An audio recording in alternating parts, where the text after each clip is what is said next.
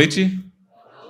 Abra sua Bíblia no livro de Apocalipse, capítulo 17. Nós vamos ler um versículo de Apocalipse, capítulo 17, e vamos pedir que Deus fale ao nosso coração aquilo que for da sua vontade. Apocalipse, capítulo 17, nós vamos ler apenas o verso 14.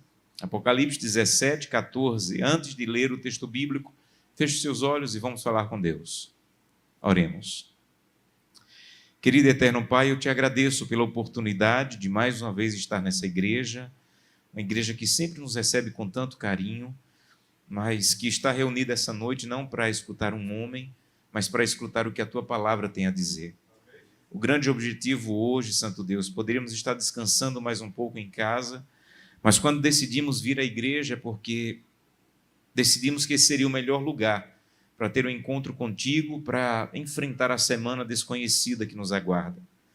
Então, por favor, Santo Deus, nos ajuda a ter a certeza e a segurança de que o seu Santo Espírito está aqui entre nós e que ele está procurando aqueles corações que realmente querem ouvir a tua palavra essa noite, para que ao final tenhamos a certeza de que ouvimos o que um homem falou, mas na verdade foi a palavra de Deus que chegou ao nosso coração. É o que te pedimos em nome de Jesus. Amém. Apocalipse 17 é um dos capítulos mais importantes, não apenas do livro do Apocalipse, mas de toda a Bíblia. O capítulo 17 do Apocalipse é o último capítulo da Bíblia em que o inimigo ainda tem algum tipo de vitórias ou possibilidade de atacar o povo de Deus. O capítulo 17 é o último capítulo da Bíblia em que Satanás e os poderes do mal ainda atacam o povo de Deus, ainda ferem o povo de Deus, ainda perseguem o povo de Deus. Depois do capítulo 17, nunca mais o inimigo é apresentado tendo vitórias ou tendo possibilidade de atacar e ferir o povo de Deus. O capítulo 17 é o último capítulo da Bíblia em que o mal ainda ataca e persegue. No capítulo 18, já vem o anúncio da queda da Babilônia. A Babilônia é um termo bíblico para os poderes do mal que atacam e perseguem o povo de Deus.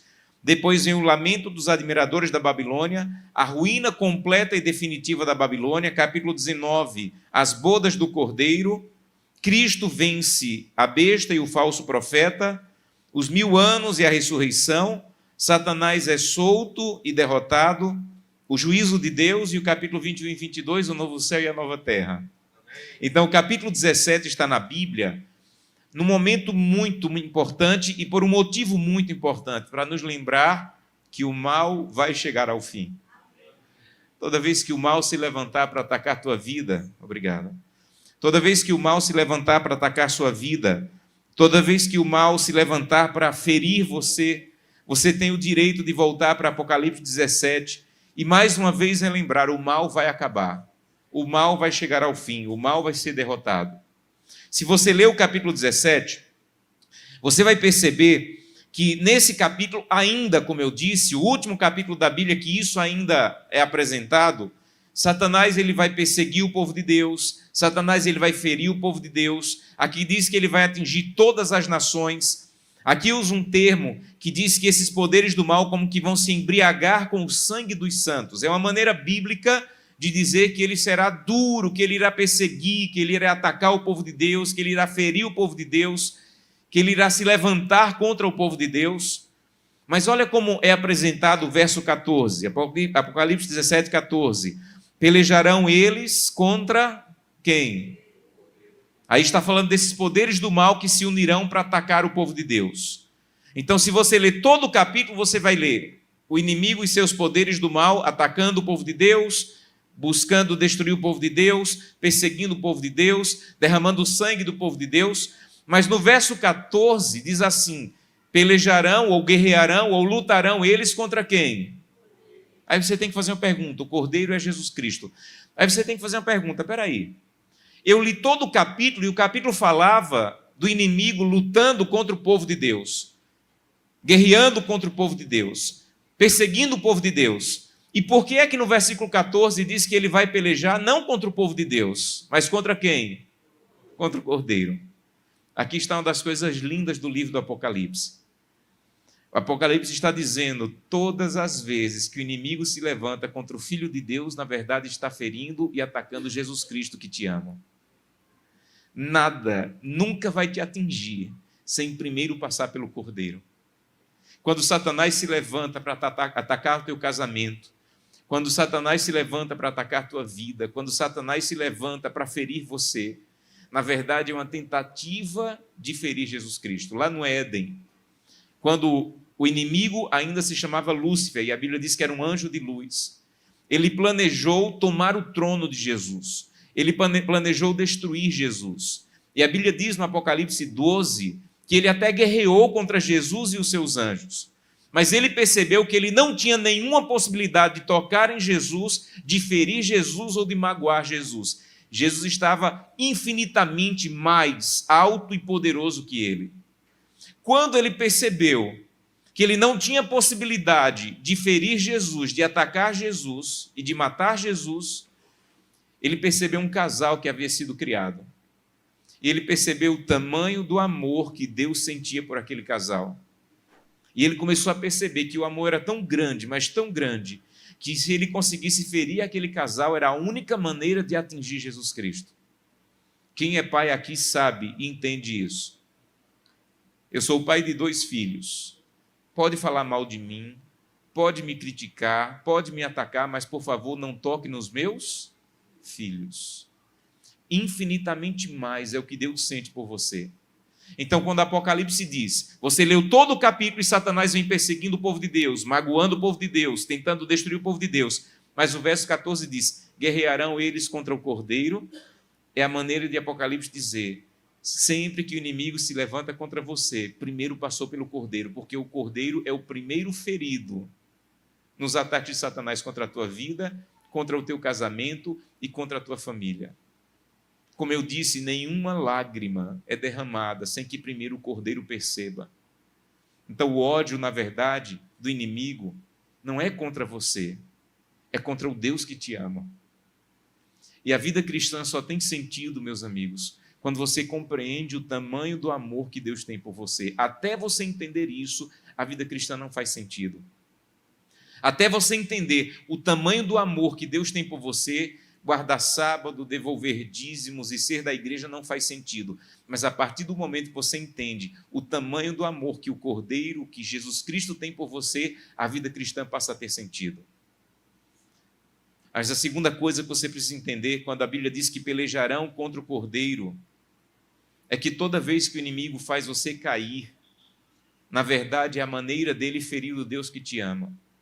Então, quando o inimigo leva um homem a ser infiel à sua esposa, ele não está nem um pouco preocupado com você, ele não está nem um pouco preocupado com tua esposa, ele não está nem um pouco preocupado com os teus filhos. A grande intenção dele é envergonhar o Deus que te ama e que vai ser ferido, e que vai ser magoado.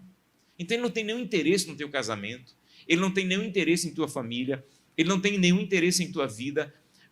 O que ele quer, na verdade, é ferir o Cordeiro. É isso que o livro do Apocalipse está dizendo. Todas as vezes que ele consegue ferir um dos filhos de Deus, na verdade ele está pelejando e guerreando contra quem? Contra o Cordeiro que te ama. Mas o texto continua dizendo, pelejarão eles contra o Cordeiro, e o Cordeiro os vencerá. Aleluia. Eu costumo dizer que se o livro do Apocalipse terminasse aqui, o último versículo do livro do Apocalipse é, pelejarão eles contra o Cordeiro, e o Cordeiro os vencerá. Ponto, acabou o Apocalipse. Nós já teríamos o suficiente para seguir. Meus irmãos, sabe o que é que você acabou de ler? O Cordeiro vencerá. O que é que você diz? Amém. O Cordeiro vencerá. Sabe o que é que o texto está dizendo?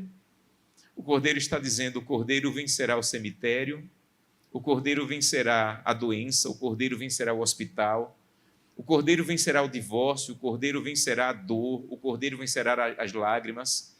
Todas as vezes que você se sentir ferido pelo mal, todas as vezes que o inimigo se levantar para atacar o teu casamento, Apocalipse 17, 14 está aqui para você ler novamente. O Cordeiro vencerá, Deus seja louvado. Talvez você já tenha ouvido essa história, mas me deixa repeti-la, de um garotinho que estava lendo um gibi do super-herói que ele mais gostava. E ele amava aquele super-herói. E ele lia todos os gibis daquele super-herói. Mas nessa história em especial, o super-herói só apanhava. O vilão batia no super-herói, o vilão quase matava o super-herói, e o garotinho foi ficando incomodado, e no meio da história ele pegou o dedinho, colocou lá no meio do gibi, e foi lá para a última página do gibi. E quando ele leu o último quadrinho do gibi, ele viu que no final o super-herói derrotava o vilão. Aí ele sorriu, voltou para onde estava o dedinho marcado no meio do gibi, olhou bem na cara do vilão e disse assim: você não sabe o que eu sei. No final você vai ser derrotado. Apocalipse 17:14 é Deus te autorizando a pegar o teu dedinho quando o mal te atacar, quando você enfrentar as dores e as lutas dessa vida, a pegar o teu dedinho, colocar aqui e dizer: você não sabe o que eu sei. O Cordeiro vencerá. Deus seja louvado, o Cordeiro vencerá. Eu não sei em que momento você está vivendo, eu não sei quais dificuldades você enfrenta, mas eu creio muito no que está escrito na Bíblia. E quando a Bíblia diz o Cordeiro vencerá, eu me apego a isso e tenho a certeza de que, apesar das lutas e das dores dessa vida, eu não posso desistir, porque o Cordeiro vencerá.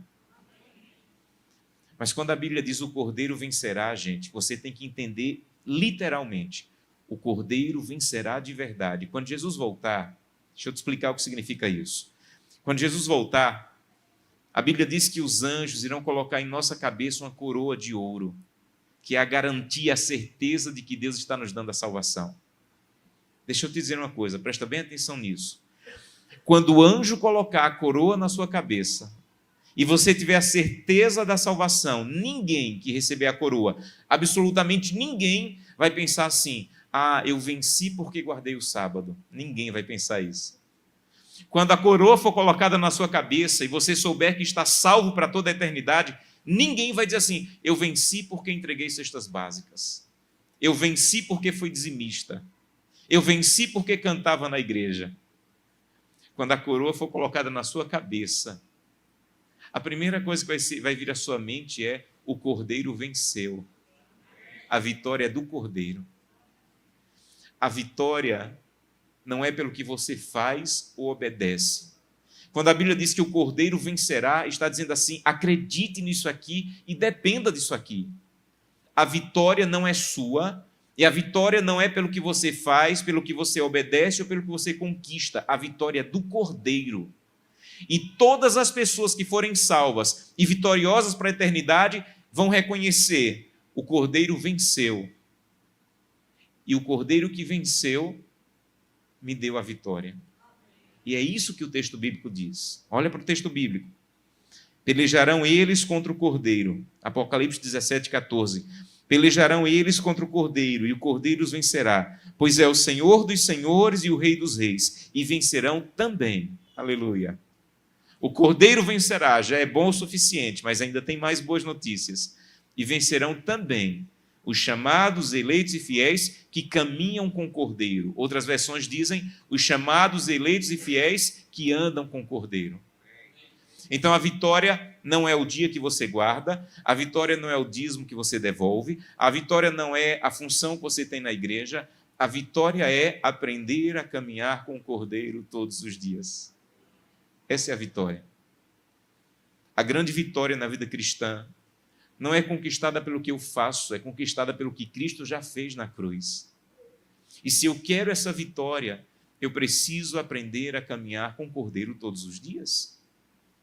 Ô, gente, eu sei que você já ouviu isso muitas vezes. A grande questão é quando é que o que você ouviu vai se tornar prática e realidade na sua vida. Quando é que o que você já ouviu tantas vezes vai se tornar prática e realidade em caminhar com o Cordeiro? Hoje, pela manhã, eu estava em Petrolina, eu preguei pela manhã em Petrolina, estava pregando esse final de semana e preguei hoje num culto lá cedinho. Estava na casa de um amigo hospedado e antes de ir pregar na igreja ali de madrugada, eu busquei a Deus. Eu me ajoelhei, eu abri minha Bíblia, eu falei com Deus e eu senti a presença de Deus naquele quarto. E eu busquei a Deus e eu tive um encontro maravilhoso com Ele antes de sair para pregar. E foi maravilhoso o encontro que eu tive hoje de manhã, e eu senti Deus claramente falando no meu coração. Eu estou estudando o livro de 2 Coríntios, versículo por versículo, bem devagar, e Deus está falando profundamente ao meu coração através desse livro. Foi maravilhoso o encontro. Mas sabe o que é que eu vou fazer amanhã? O mesmo. Sabe o que é que eu vou fazer depois? O mesmo. Sabe por quê? Vou te explicar por quê. Quando eu acordo cedo para buscar a Deus e caminhar com o Cordeiro e buscar a Jesus Cristo, eu não o faço porque eu sou pastor, porque eu vou ter que pregar de manhã na igreja de Petrolina, à noite na igreja de Boa Viagem. Eu não faço porque a função pastoral me exige. Deixa eu te explicar por quê. Eu estou aprendendo, estou criando o hábito de caminhar com o Cordeiro todo dia. Um dia, você vai ver uma nuvem no céu. E essa nuvem, que vai começar pequena, do tamanho da mão de um homem, ela vai começar a crescer no céu. E ela vai tomar todo o céu. E ela vai estar cercada de milhares e milhares e milhares de anjos. E no meio dessa nuvem, você vai ver um trono, e sentado no trono vai estar Jesus Cristo. E lá do trono onde ele vai estar sentado, ele vai dizer: despertai todos vós que dormis no pó da terra. Quando Jesus disser essas palavras, a voz dele será tão poderosa que todos os que morreram crendo em Cristo irão ressuscitar, como diz a Bíblia. O som da voz de Jesus vai despertar todos os que estão dormindo no pó da terra, e eles irão ressuscitar. E hoje o lugar mais triste do planeta será o lugar mais feliz do planeta, onde serão os reencontros do cemitério. Hoje é o lugar mais triste do planeta. Mas quando a voz de Jesus abrir os túmulos, o lugar mais triste do planeta será o lugar mais feliz do planeta, onde teremos os reencontros. Eu não sei onde é que eu vou estar nesse momento, mas quando o anjo despertar minha mãe que morreu, ele vai fazer nos encontrar novamente. E quando todos os mortos estiverem ressuscitados e os vivos que estiverem prontos para a volta de Jesus, os anjos irão levar-nos até a nuvem onde Jesus está. E lá nós vamos receber a nossa coroa e a harpa de ouro. E nós vamos fazer uma viagem dessa nuvem até a casa de Deus, que Paulo diz que é o terceiro céu onde Deus habita. E que Apocalipse diz que é uma cidade toda de ouro, com portas de uma pérola só. Em uma dessas portas, Jesus vai ficar em frente a ela, a porta vai estar fechada. A porta de pérola do céu vai estar fechada. E Jesus vai ficar em frente a essa porta. E nós vamos ver toda a multidão de salvos. Eu vou estar lá no meio, segurando a mão de Gleice, minha esposa, e Glenda Samuel, os meus filhos.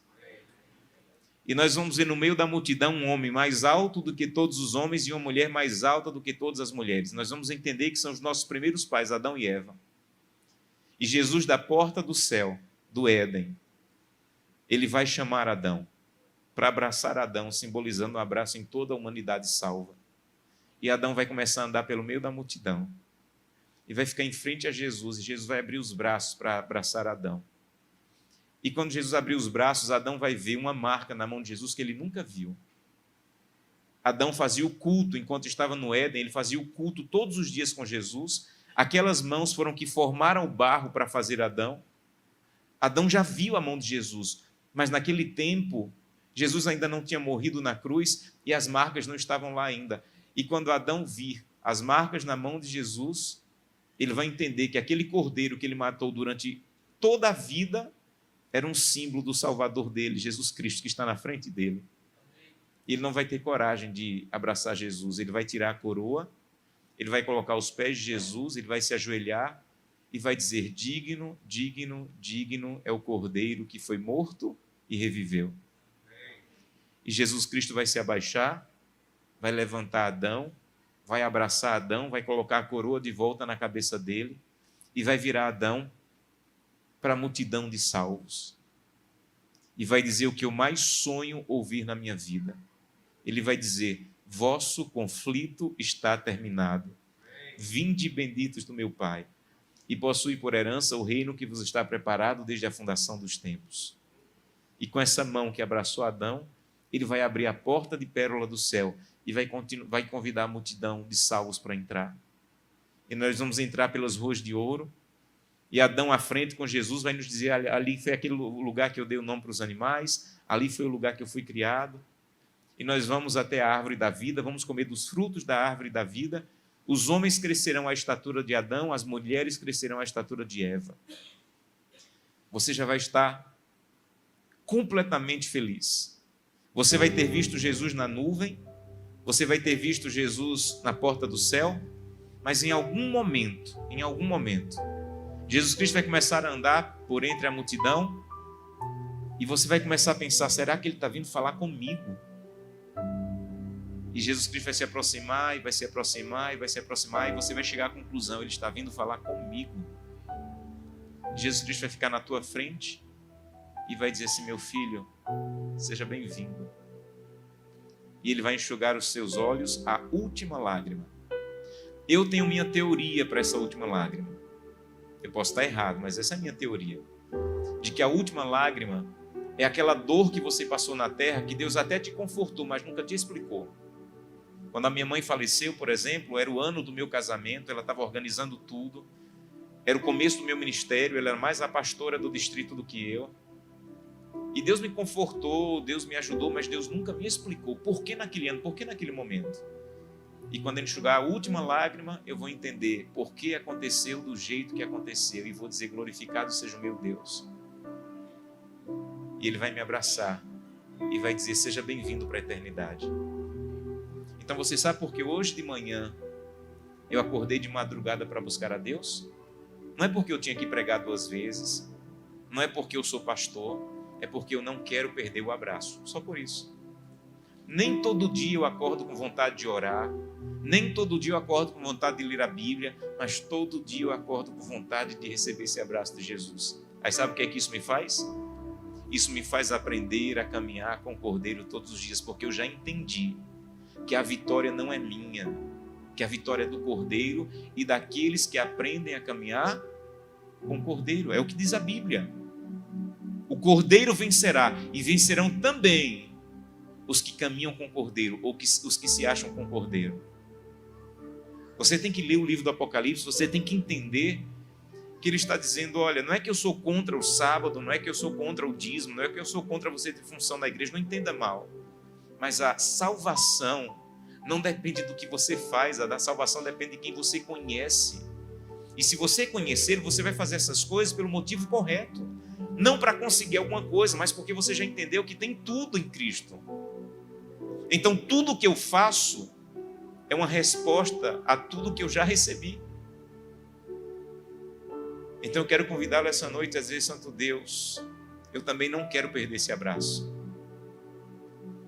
E eu quero aprender a caminhar com o Cordeiro esse ano. Às vezes, a gente pensa assim, olha, eu estou na vida cristã. Mas deixa eu te dizer uma coisa. Estar na vida cristã é aprender a caminhar com o Cordeiro. Um dia, um pregador que eu admiro muito, já falecido, Billy Graham, um pastor batista, ele foi participar de um programa de entrevistas que era um programa desafiador, porque o entrevistador, Larry King, ele tinha o costume de fazer perguntas muito difíceis. E tinha, naquela época, pessoas famosas que até se negavam a participar do programa com medo das perguntas que seriam feitas, porque eram perguntas que deixavam a pessoa exposta e, às vezes, envergonhada, constrangida, mas Billy Graham aceitou participar do programa. Em um momento, o apresentador perguntou ao reverendo Billy Graham. Naquele momento, Billy Graham era o pastor mais famoso do planeta. Ele era conhecido no mundo inteiro. Ele era respeitado no mundo inteiro. Milhares de pessoas estavam assistindo aquela entrevista. E o entrevistador perguntou ao reverendo Billy Graham, você tem algum pecado que você cai nele, que quando você cai você se envergonha? E era uma pergunta delicada. Porque se ele dissesse não, todo mundo ia dizer o quê? Mentira, quem é que não tem pecado? Se ele dissesse sim, ele já sabia qual era a próxima pergunta. Qual era? Que pecado é esse? E Billy Graham respondeu, eu tenho sim. Eu tenho um pecado que eu me envergonho quando eu caio nele. E antes que você pergunte, eu vou te dizer que pecado é esse. É o pecado de sair de casa sem ter tido um encontro íntimo e pessoal com Jesus Cristo. Meus irmãos, este é o pecado. Se você cai no final do dia, você não pode dizer assim, eu estava até bem, mas no final do dia eu caí em pecado. Não, você tem que dizer assim, eu caí no começo do dia porque não tive encontro com Jesus. E a minha queda do final do dia é consequência da queda do começo do dia. Porque qualquer queda ao longo do dia é consequência de não ter ido à presença de Jesus Cristo e começado o dia na presença dele. Então, o Apocalipse está dizendo, você quer vencer? Jesus Cristo vai te dar a vitória. Você quer essa vitória? Eu quero. Então, você tem que aprender a caminhar com o Cordeiro.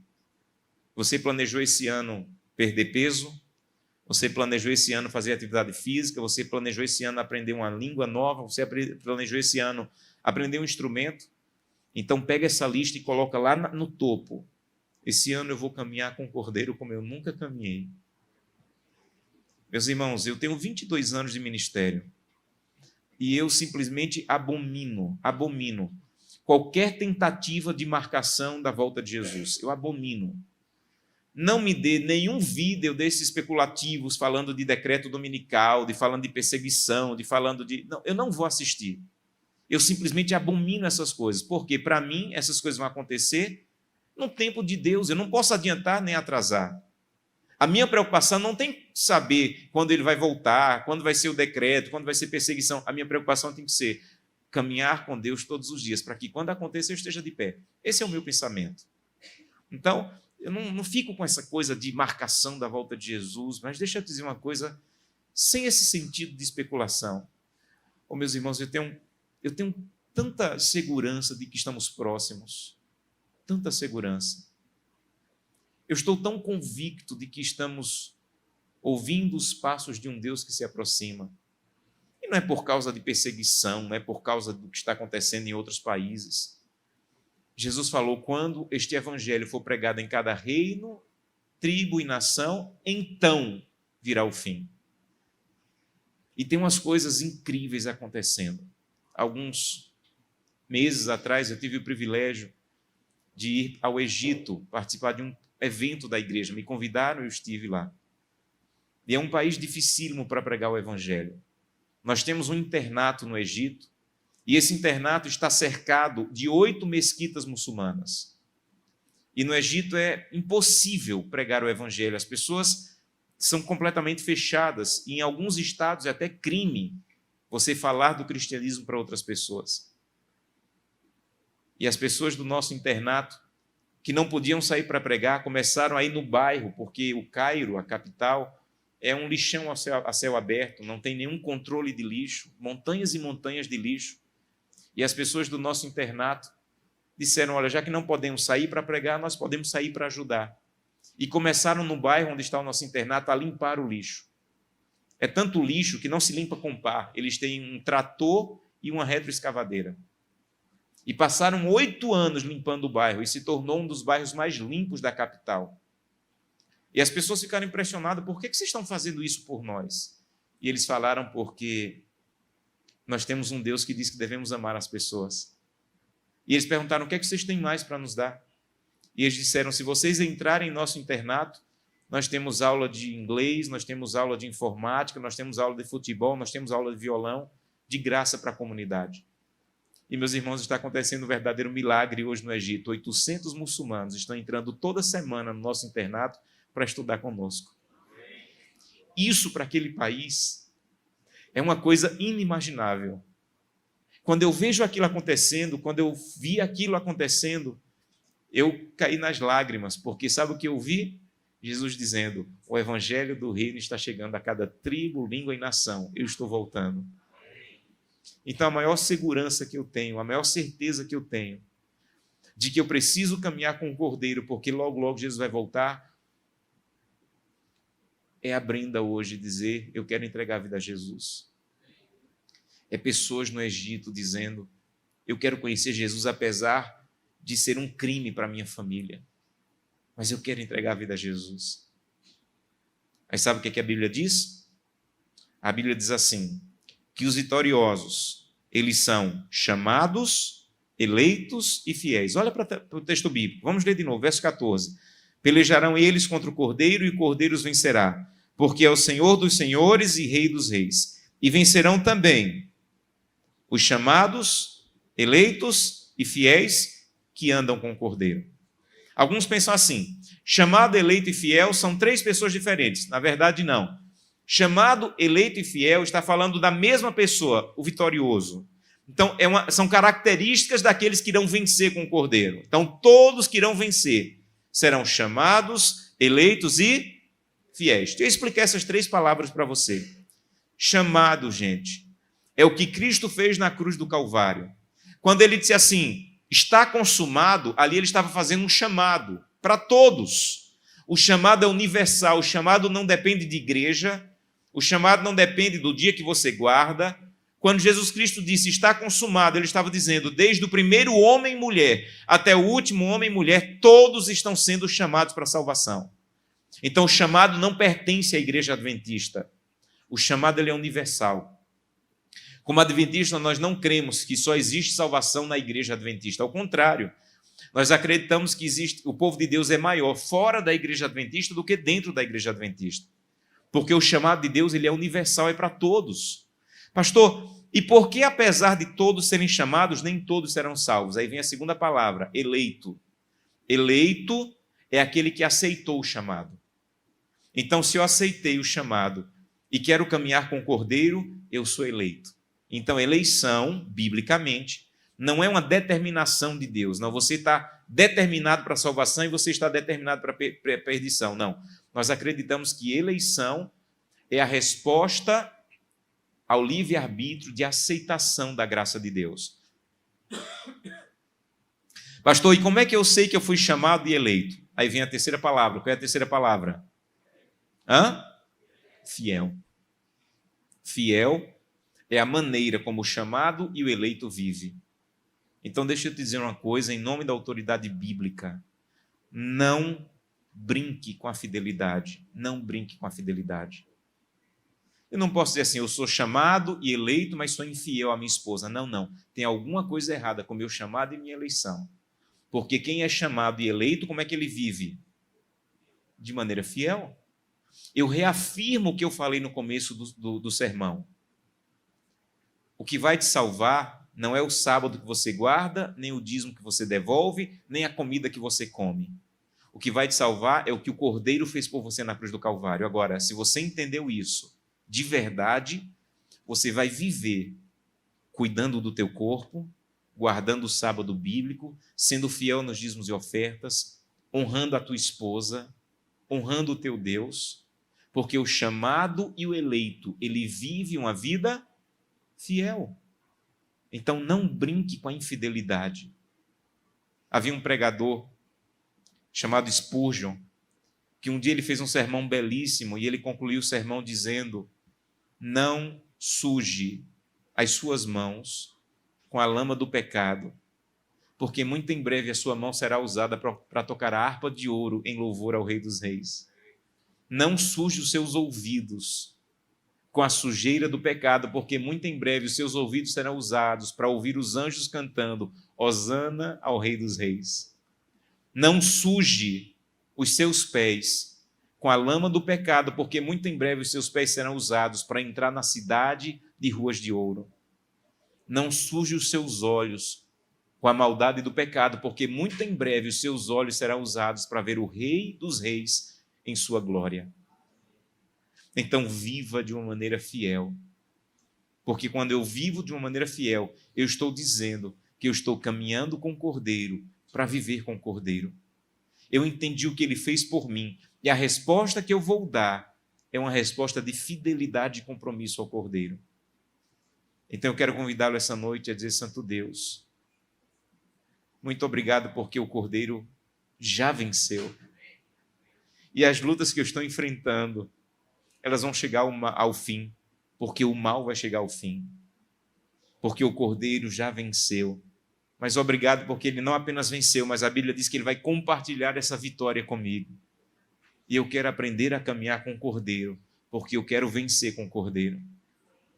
E quero aprender a caminhar com o Cordeiro, porque eu quero ter a vitória do Cordeiro. Me permita concluir com uma história. há alguns anos atrás, eu fui convidado para pregar em uma igreja num bairro que as pessoas tinham medo de entrar, um bairro perigoso de uma capital aqui do Brasil, e me convidaram para pregar, me orientaram como chegar com segurança na igreja, e eu preguei numa igreja pequena, mas muito acolhedora, muito carinhosa. E quando eu estava pregando, eu percebi que lá no último banco tinham 4 homens bêbados. Eu disse assim, olha, eu já preguei e já vi um bêbado na igreja, nunca vi 2, mas 4. Eu pensei, isso aqui é uma igreja ou uma reunião de alcoólatras anônimos? E esses bêbados faziam barulho, e quando um dormia, outro acordava, e quando um falava, o outro respondia, e eu estava tentando pregar ali como deu para pregar, e observei que durante todo o sermão tinha um irmão vestido ali de terno, tentando acalmá-los, e ele ia lá, acalmava um, ia para lá, acalmava outro, ia para lá, pedia que o outro ficasse quieto, e assim ele ficou todo o sermão tentando acalmar os 4 bêbados. E eu preguei como deu para pregar, fui à porta despedir as pessoas, e esse irmão de terno na saída me disse, ô pastor, me desculpe, eles atrapalharam o seu sermão inteiro, pastor, a culpa é minha. Eu disse, não, irmão, a culpa não é sua não, a culpa é deles, estavam fazendo barulho. Ele falou, mas pastor, sou eu que trago eles. Eu disse, irmão, então a culpa é sua. Irmão, por que o senhor traz 4 bêbados para o mesmo culto? Ele me falou, pastor, porque eram 5. Eram 5. Eu era o 5º. A bebida tirou tudo de nós 5. Nós vivíamos pela rua, eu perdi minha família, eu perdi meu emprego, eu perdi minha dignidade. E um dia, pastor, eu estava na rua pedindo comida, e eu bati na casa daquele ancião, e apontou para o ancião, eu bati na casa daquele ancião ali. E ele abriu a porta e eu disse assim, olha, eu queria comida. E ele disse assim, olha, você vai comer, mas antes você tem que tomar um banho. E ele deixou eu entrar na casa dele e eu tomei um banho. Quando eu tomei um banho, ele me deu uma roupa. Minha roupa estava suja, fétida. E quando eu tomei banho e troquei a roupa, ele me deu comida. Quando eu terminei de comer, ele disse assim, você quer estudar a Bíblia comigo? Ô pastor, depois de tomar banho, vestir uma roupa limpa e comer, você não nega nada, você aceita tudo. Eu comecei a ir para a casa dele estudar a Bíblia e Cristo me alcançou. E Cristo me tirou daquela lama, e Cristo fez por mim o que eu nunca imaginei que poderia fazer. Eu recuperei minha família, eu recuperei minha dignidade. E agora, pastor, eu estou trazendo os meus amigos, porque o que Cristo fez em mim, a vitória que ele teve na minha vida, eu quero que tenha na vida dos meus amigos. Eu cheguei à conclusão de que aquele sermão dos 4 homens lá atrás foi melhor do que o sermão que eu apresentei no púlpito. Aquele sermão lá atrás estava dizendo para a igreja inteira, o Cordeiro tem vitória. O Cordeiro é poderoso, o Cordeiro pode tirar você do adultério, o Cordeiro pode tirar você do vício, o Cordeiro pode tirar você da lama do pecado, o Cordeiro pode tirar você daquele pecado que você tenta esconder de todo mundo, o Cordeiro pode te dar vitórias. O Cordeiro já venceu. E como é que eu tenho essa vitória? Aprendendo a caminhar com o Cordeiro todos os dias. Como eu disse, eu não sei o momento que você está vivendo, não sei quanto mal está te atacando, mas eu quero que você essa noite possa, ao assistir o batismo, renovar o seu compromisso com Deus, de caminhar com o Cordeiro, de entregar a tua vida a Ele, de andar com Ele todos os dias, para que essa vitória que já é do Cordeiro possa ser sua, porque aprendeu a caminhar com o Cordeiro. Nós vamos ouvir uma música nesse momento, vamos assistir o batismo, e ao final eu quero fazer um convite para você. Ouça com atenção essa música e peça a Deus que prepare o seu coração para o batismo que vamos assistir essa noite. Muito obrigado pelo privilégio de participar desse momento tão importante da sua caminhada cristã. Eu liguei para a Brenda e para o João esses dias, tinham passado uma emoção lá no apartamento. A Brenda é uma cristã séria, comprometida, aceitou Jesus Cristo em uma outra igreja cristã séria, já tinha um encontro com Jesus, já tinha sua vida entregue a Jesus, mas queria conhecer, e parece que colocou o João em aperto em alguns momentos, fazendo perguntas. Mas Brenda, essa paz que você está sentindo agora, a Bíblia diz que é o Espírito Santo que está habitando em você e que pode permanecer todos os dias em tua vida até o último dia da sua vida. Essa paz que você está sentindo agora é o que a Bíblia chama de um novo nascimento. Todo o teu passado, tudo que você fez, tudo que você viveu, simbolicamente vai ficar nessa água. E quando você levantar, você vai levantar como uma nova criatura em Jesus Cristo. E esse Deus que você sempre amou, esse Deus que você aprendeu com a tua família, que você aprendeu na tua comunidade cristã, que você fazia parte, é esse mesmo Deus que agora te recebe como uma filha que está abraçando verdades que você não conhecia.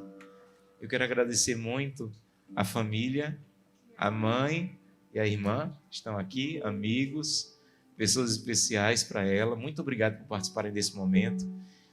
E junto agora com o seu esposo, vocês vão seguir agora no mesmo caminho, na mesma crença, em direção à vida eterna. Que Deus te abençoe. Ele conhece você desde o ventre da sua mãe e desde aí Ele te ama e tem planos maravilhosos para a sua vida. E nesse momento você está dizendo: Senhor, eu aceito esses planos e quero publicamente entregar minha vida em Tuas mãos, para o perdão dos seus pecados, para que você nasça como uma nova criatura em Jesus Cristo e para que você tenha a segurança de que o seu nome está escrito no livro da vida. Eu, como ministro do Evangelho, nesse momento te batizo em nome do Pai, do Filho, do Espírito Santo. Amém.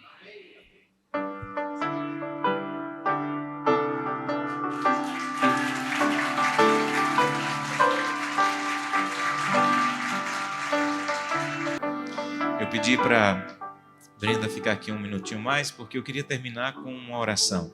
Eu não sei se daí você consegue ver, o tanque é alto, é um pouco distante de vocês, mas eu tenho um privilégio que poucas pessoas têm.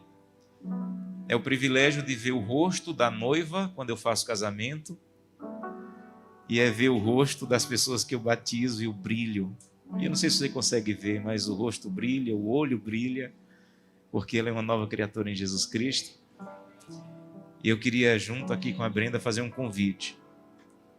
O primeiro convite é para alguém que quer essa vitória em Jesus Cristo, que quer a vitória do Cordeiro e que quer tomar um dia a mesma decisão que a Brenda está tomando hoje, de ser batizado, entregar a vida nas mãos de Jesus, ou voltar para a igreja se você está afastado. Eu não queria terminar esse culto sem orar e pedir uma bênção sobre a sua vida e sobre a sua decisão. Não é que o seu batismo vai ser hoje, mas já é a sua decisão de que um dia você vai também entregar a vida a Jesus. Eu queria convidá-lo a colocar-se em pé, porque eu quero orar por você. Há alguém que está se preparando para um dia tomar a mesma decisão, entregar a vida a Jesus e ser batizado. Coloque-se em pé, porque eu quero orar e quero pedir essa bênção sobre a tua vida, sobre a tua decisão e sobre a sua entrega. Não é para que a igreja veja a sua decisão, mas é para que Deus veja o que se passa no teu coração. Amém. Deus seja louvado.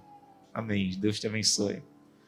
Por isso que a Bíblia diz que o reino dos céus é das crianças, porque são as mais corajosas e que não temem tomar a decisão. Deus te abençoe.